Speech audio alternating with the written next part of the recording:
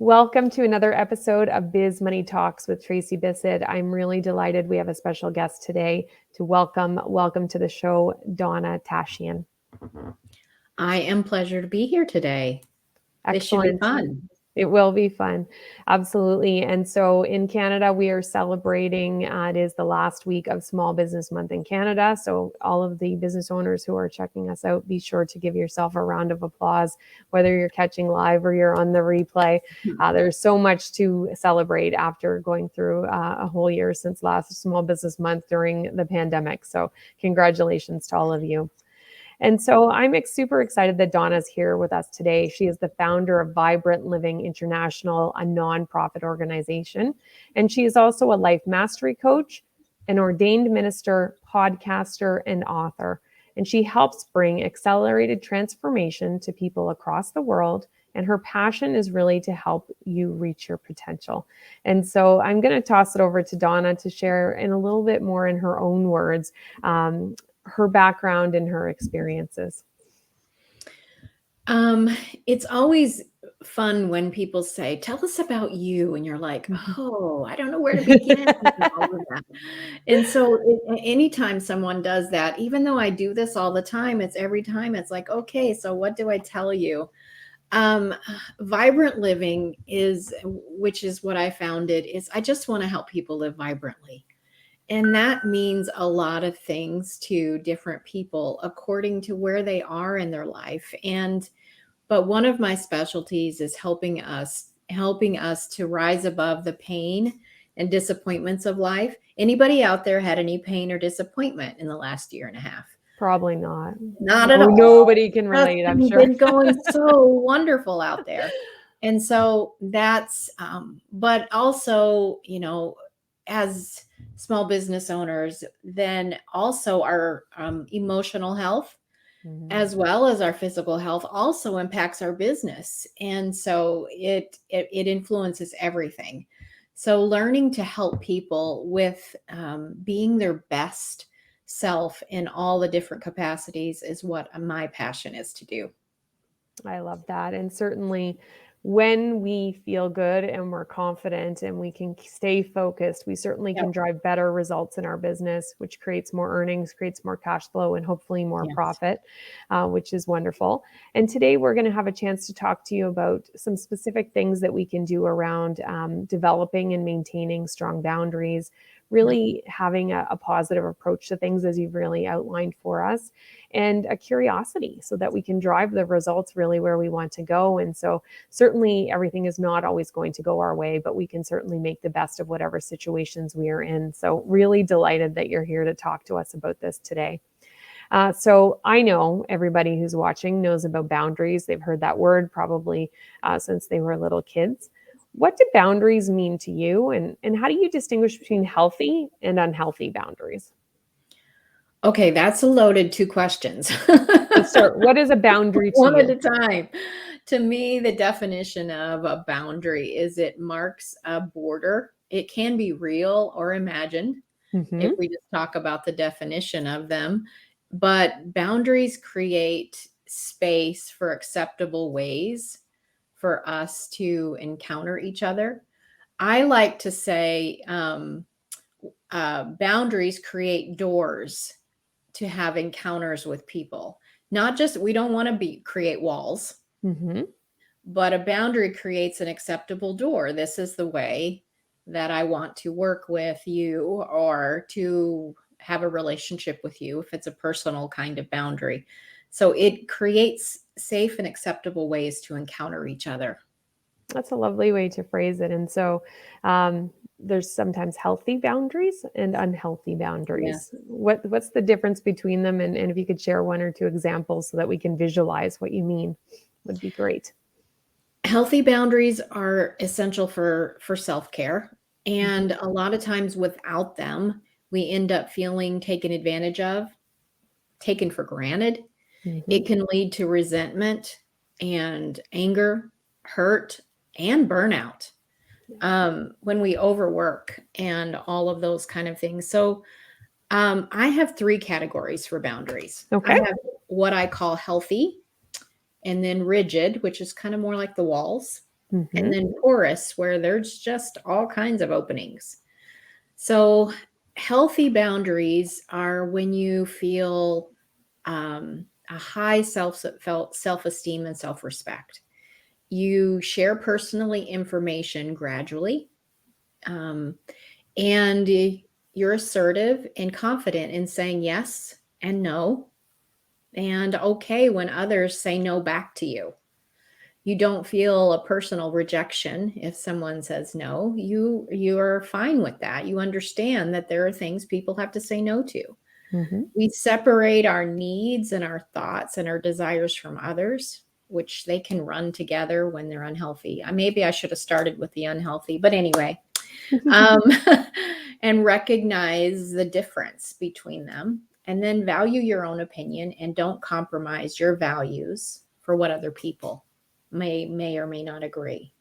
So rigid boundary is this is the walls. You avoid intimacy in any close relationships at all, and you don't ask for help. Now that's a really big one for businesses, is being confident enough that I'm actually being wise when I'm asking for help. And these people with rigid do not have very close relationships. They may seem detached and have a desire to control everything. Now, can you imagine running a business like this when you feel like this? And the walls keep people out, but we're afraid to let them in all at the same time. So that's rigid. And then the porous is you overshare personal information. You give too much, too quick. And you have a difficulty of being said no to, or you saying no to other people. We get over involved, over committed. We tolerate disrespect and abuse. And based on how you feel about yourself, really, other people treat us. It is allowed, it is reciprocated. And we might even allow others to make decisions for us. And you can also see how this would be difficult to have a successful business when you're having very porous kind of boundaries. And so boundaries are not meant to keep people out. It's just meant to say, this is the way that we engage in our relationship. Yeah, I love it. What you said as well is that we're showing people how to treat us back. Yes. So if we're got the walls up, we're keeping people out. Meanwhile, we're letting people make decisions for us. We've got a whole bunch of mixed up stuff happening that's not going to be healthy for us or for our business. So appreciate you sharing that. Now, if we haven't been successful to date, because we can always learn and we can always change the way we do things in creating boundaries, what are some tips to get started to create them in the first place, and then how to go about enforcing them if we're new to it? It hasn't been our strong suit in the past. The first step I always say is write down what's important to you. What are you value? What is the most important? Let's talk about family, if that was one of the things that's important to you. What level of family? And what are you going to say yes to, and what might you say no to? You can't go to, well, back in the day when we could, you can't go to everybody's birthday party sometimes. If you have a larger family or there's a business, you can't go to everything. So really write down what is important to you. I go through a session with some of my clients called Honoring Your Yes and Your No's. And I take them through where they're determining, let's say, 5 really important things for you. And when I talk about this is I say, what I realized with the story that I tell and all of it is when I say yes to something, I'm also saying no to something. And what I'm usually saying no is to my own self-care, unfortunately, in the past, is I'm saying yes to everybody else, keeping everybody else happy. And if I'm doing my business in fear, then I'm saying yes to everything, even though they might not be my ideal client. I say yes to contracts with people that I know they're going to drive me crazy. Or they're going to complain the whole time. Or they're going to complain. You're never going to be happy. And you know that if you weren't fear-based, I'm speaking from my own experience. Maybe other people relate. I'd love to hear it. Is then I'm making decisions from fear and not from really what I want, what is important and I value to me and who I really want to work with.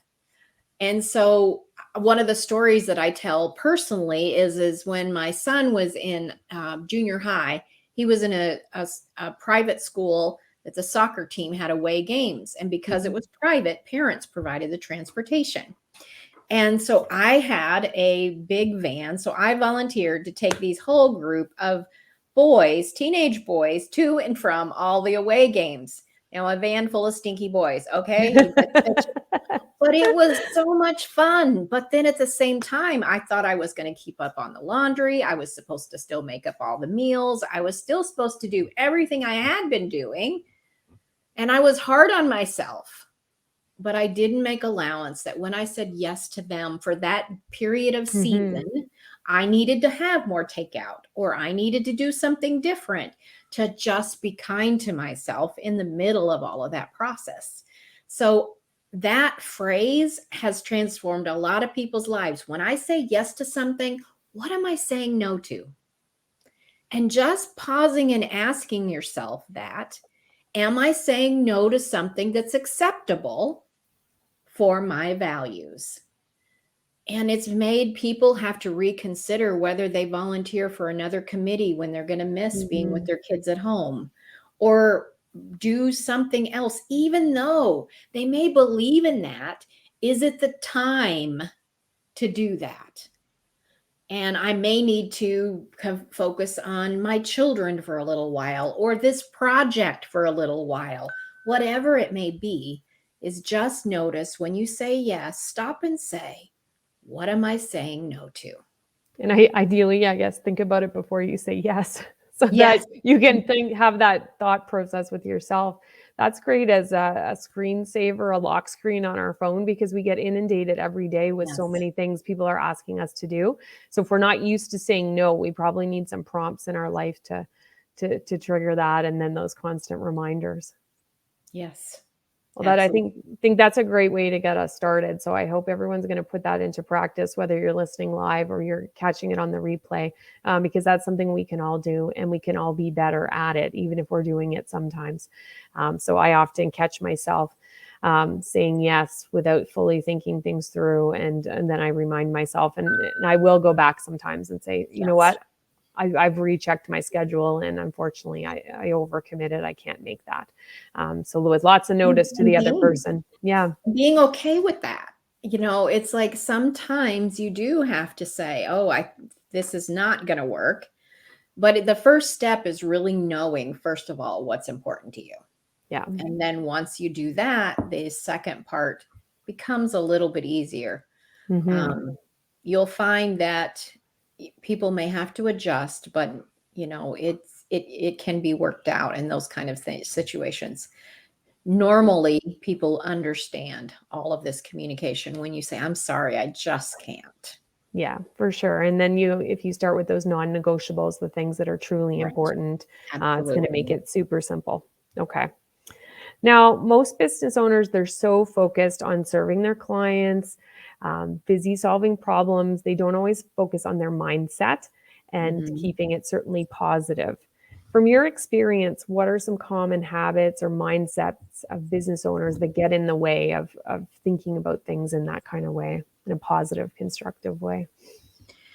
One of the things that we don't often realize is that taking a 15-minute break, or I've sat down at my desk and then never got up for hours, and taking a break or taking a walk or sitting in stillness, if meditation or mindfulness is something you practice, can actually make you more productive.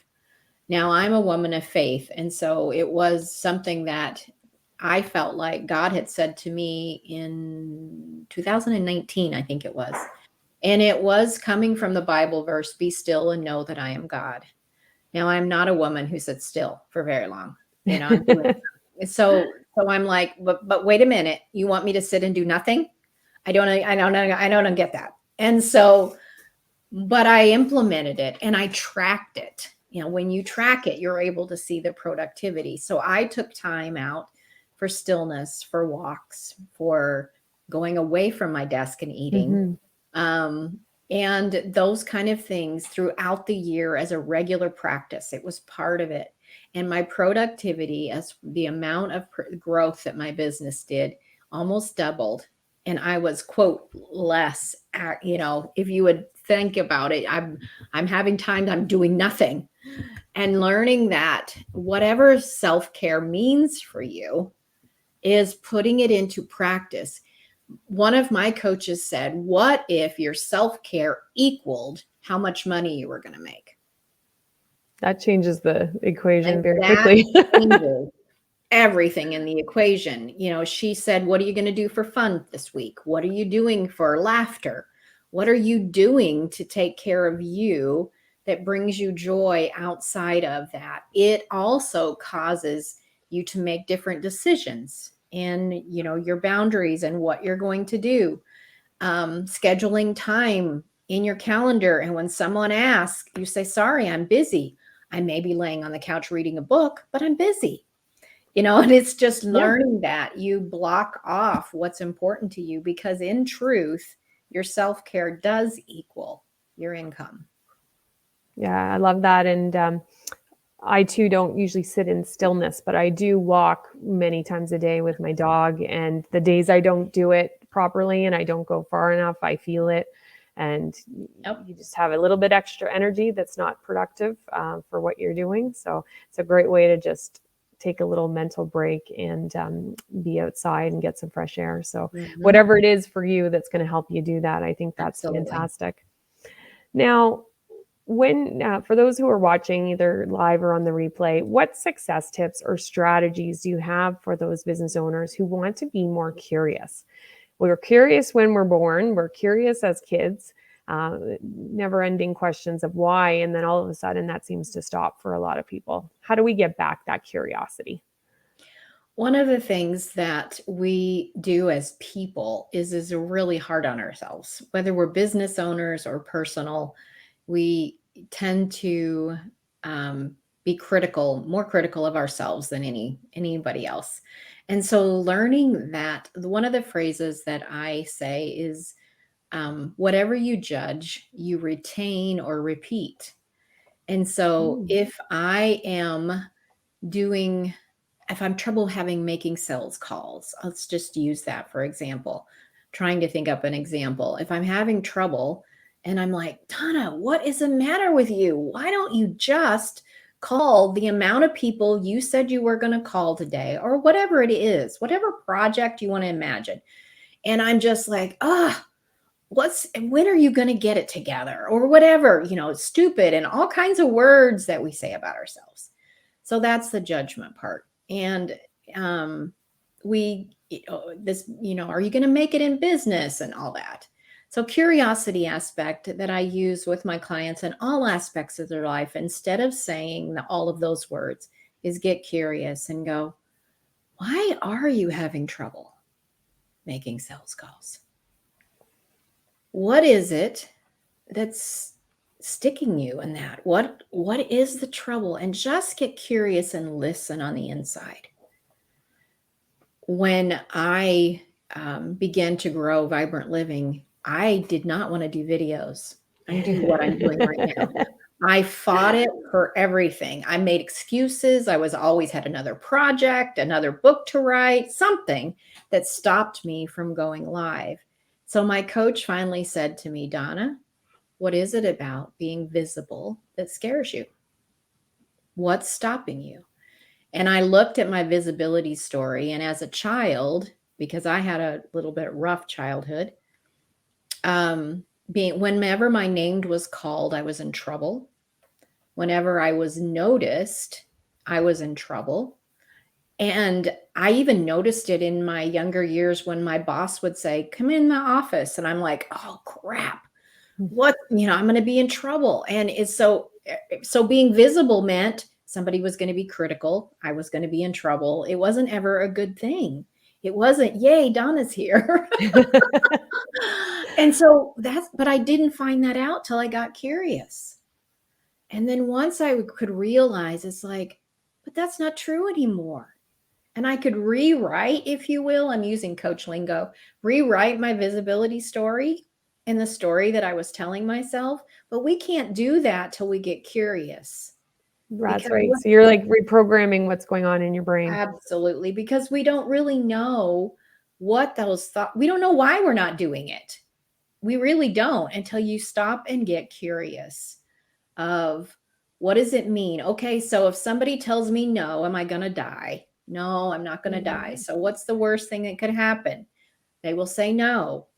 And then then another way, I'm sure if you've done sales, everybody's heard this. It's not a no. It's not now. That's right. And so it's not now or not yet. And so learning to reprogram, like you said, to rethink through, but that takes a little bit of process of really getting curious. But what if we continue to be judgmental against ourselves? We'll keep repeating the behavior we're judging. I love that. And certainly, you probably have to ask yourself the question many times, because the first few times are kind of the standard excuses. Yeah. Oh, I don't feel well today. Oh, I didn't have enough sleep. Oh, I need to eat my lunch. Oh, on and on and on. And then if we keep asking, we can finally get to the bottom of the Yes. real answer. Yes. Excellent. So why are you? That's what we want to, or why are you not doing, or what is happening? And keep asking ourselves those questions. Now, when you work with your clients, you've alluded to it already, and certainly some of the things you put in practice with them. What kinds of results are you seeing when they follow one or any of the pieces of advice that you've shared today, or other pieces of advice you share with them? Well, my primary program is called Turning Your Baggage into Luggage, and to help them create the life they've always dreamed. And so women say things like, I'm lighter. I don't feel like I'm tied to my past. I actually like myself. And that I look in the mirror and well, some women don't even look themselves in the mirror, and being able to look at themselves and then discover all of the gifts that are in them and the impact that they can truly make to the world when they stop being self-critical, and begin to love themselves. So it's just an amazing butterfly transformation that occurs from somebody who's all bound in a cocoon to someone who's actually beginning to spread their wings and impact the people around them and their world with their gifts. That's what I see every day. Excellent. And I know that exact feeling, and I can visualize that when I'm coaching business owners on their financial results.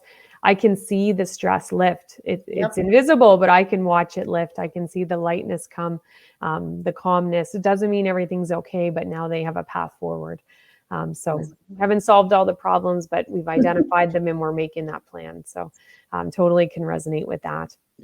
Now, before I let you go, are there any final tips for business owners you'd love to share? It might be something that you've already said you want to reiterate to make sure that they're really taking it away, or something new you want to leave them with. Well, one of the just to reiterate, kind of bullet point what we've talked about, is really look at your boundaries, look at your values, and then notice what you're saying. Does what's on your values actually show on your calendar?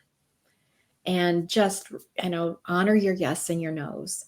And then get really curious whenever you're not achieving the goal that you said you were. And the last thought I want to leave you with is one of the things that's been made, a quote that was given to me that really has made an impact, is get up every day and proceed as if success is inevitable. Even when you've not completed something on time, or you seem to have failed, even though there's no such thing as failure, there's really only feedback. But get up every day and act as if they're going to buy, they're going to sign, they're going to do whatever, and as if success is inevitable. It changes your outlook. It gives you a smile on your face, and it changes the way you operate, is if you do that. Excellent. Well, thank you so much. Now, what are you working on now, and where can people go to learn more about you and the work that you do if they want to get in touch? There are free resources on my website. And so there's a free book that you're welcome to grab if you would like. It's called An Umbrella on a Sunny Day. It's an ebook. And my website is iVibrantLiving.com. And I'm on all the social media. So there's not that many Donnas with my last name spelling.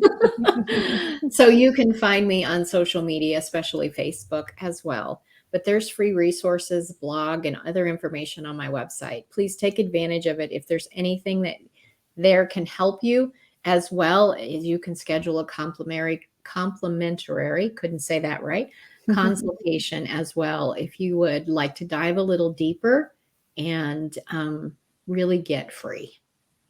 Excellent. Well, thank you so much. It's been a joy to have you with us today. I know I'm taking lots of things away. I love what you shared about the boundaries, first thinking about what we value, and then if yes, what are we saying no to? Love how you framed what if your self-care was how much money you will make. Those were kind of the correlation. And so it's got me thinking about my calendar, and I'm sure many others will be thinking about theirs as well. And certainly, how are we going to be able to put a little bit more calm and break into our day? So I'm going to make sure I keep up with my walks, and love that what you said, get up every day and act as if success is inevitable. And there's nothing more powerful than thinking that way. So even if we don't feel it, if we start thinking that way, the feeling is going to come with it as well. So really appreciate everything you've shared with us today, Donna. I'll put those links for your website in the notes so that people can easily access that. And I'll pop in after the live is over to drop them in the comments. So thank you so much. My pleasure. It's been a joy. Have a wonderful day. Thank you. And so for those who are business owners, please make sure to celebrate yourself in Small Business Month. Also want to let you know that enrollment is now open for the next round of the Cash Control Bootcamp. This is our 6-week live online group program for business owners. We dive into cash flow 101. How do we create that forecast for cash flow? How do we know if we're pricing profitably? Navigating stakeholder money conversations, and so much more. So the link will be below in the comments, and certainly would love to have a chat with anyone who's interested in taking control of the financial side of their business. Until next time, take good care and stay financially fit.